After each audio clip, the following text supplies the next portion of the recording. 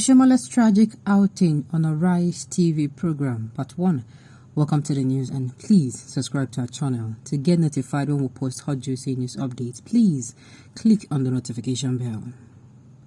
The disgraced former national chairman of the All Progressives Congress APC, Mr. Adams Oshiomole, from the party's pinnacle, is showily, shallowly, and arrogantly perversive as usual.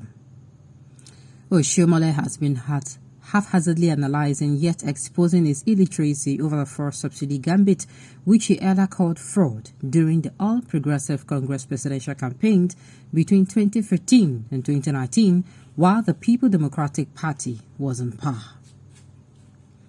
On the Rise television live program yesterday, anchored by Dr. Ruben Abati and Mr. Rufai Oseni, Mr. Oshiomole was caught in outright revisionism, brazen falsification of facts and figures, while he was burying his head in shame like the ostrich. When reminded that he once called the retention of fuel subsidy in the national annual budget a scam, Oshiomole retorted thus: Nigerians are only interested in the available of petroleum products. I will get back to that shortly. In another breath, in a similar interview, Oshiomole referred to Mr. Peter Obi of the Labour Party as a rolling stone who had moved from the All Progressive Grand Alliance APGA APGA to the People Democratic Party PDP and now to the Labour Party LP. Of a truth, half education or illiteracy does collateral damage to civil society and the humanity on equal proportion. On the fourth subsidy removal, the diminutive, demented dictator, whom I referred to in my book as Triple D, would not relent at disgracing and deranging himself even when the facts are before Nigerian electorate that the monumental destruction the All Progressive Congress visited on the country would take a visionary leader over 100 years to fix. While Oshiomole was dubiously externalizing the energy woes in Nigeria, distancing the All Progressive Congress administration from it, I expected Rufai and Abati to remind him of his party promises to build one refinery each year of the administration. While Oshiomole was juggling up primitive economics indices while 1,000 naira almost now exchanges for $1, I expected their Rise television anchors to point out the facts to him where the All Progressive Congress promised to equalize the naira with the dollar.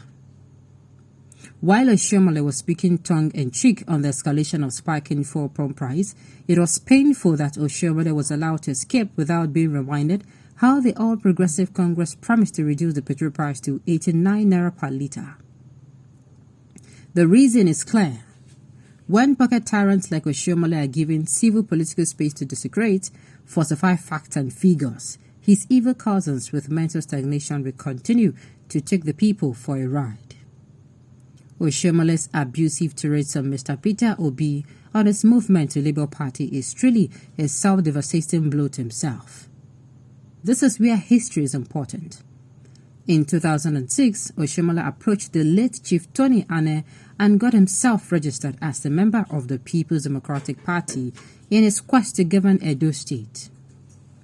When Oshiomole saw his ambition would not be realized and the People Democratic Party, he swiftly moved to Labour Party and secured a ticket to prosecute his gubernatorial ambition. At the twilight of 2006, sensing that he could not muster the resources to execute his campaigns under Labour Party, he moved again to the Action Congress and struck alliance with Chief Lucky Igbenedion and Pastor Ozage Ize Iyamo, who created a grace group to punish the late Chief Tony Anene of the People Democratic Party fame for what they alleged his dictatorial heavy-handedness. Know this fact, that when Oshiomole screams Blue Mother on how Obaseki betrayed him, he should be reminded that he is the author and finisher of betraying instinct.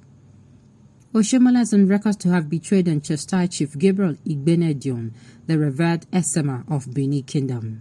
His son, who rolled out the financial war chest for Oshiomole to become the governor of Edo State, Chief Lucky Igbenedion, and his protege, Pastor Ize Iyamu, whom he also betrayed in 2016 by supporting Governor Godwin Obaseki against him.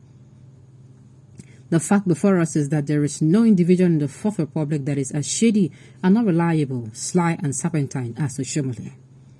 Even now, Oshiomole may clown his way to the Senate seat in spite of the ruins the All Progressive Congress has done to the collective existence of Nigeria.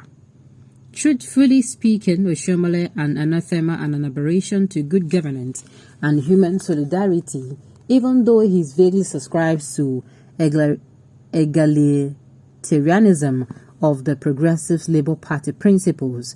He sacked 6,833 casual workers he had in his first term in office. The moment he was elected into office for a second term, what a callous action.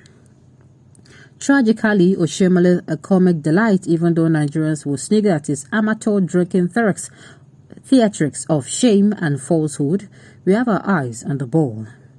Oshiomole is banking on the free stolen money by his party, single-minded dictatorship, and the virtue controls of the nation's oil wealth. But Nigerians are ardent at stopping him from the evil voyage from afflicting the nation again for the third time.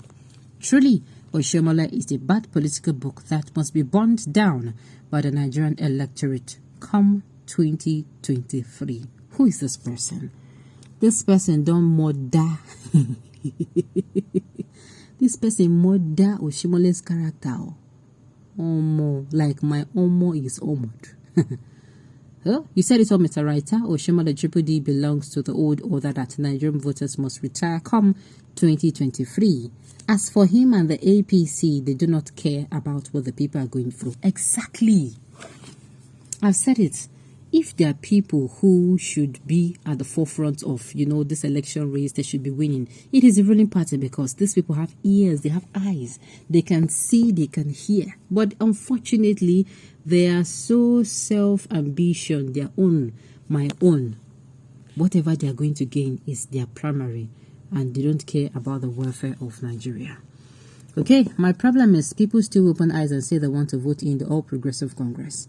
And these same deadbeat politicians still have the guts to be asking people to support the party after the last 7 years, instead of being ashamed and apologizing to Nigerians. My dear, that is why I will always keep saying this. Till election day, that I understand the frustration that comes along, especially when maybe your friend, especially when we say you and I know the situation of this country.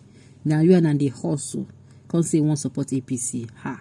I know as it go be you for body. It go be like say make you give them factory resets. Factory resetting slap. Okay. Oh, Nigerians, thank you for the write-up. I thought you people forget things easily. When he was a governor, he fought the high and mighty that made him what he is today. So for you to remember all this, there is hope for Nigeria. All right, on this note,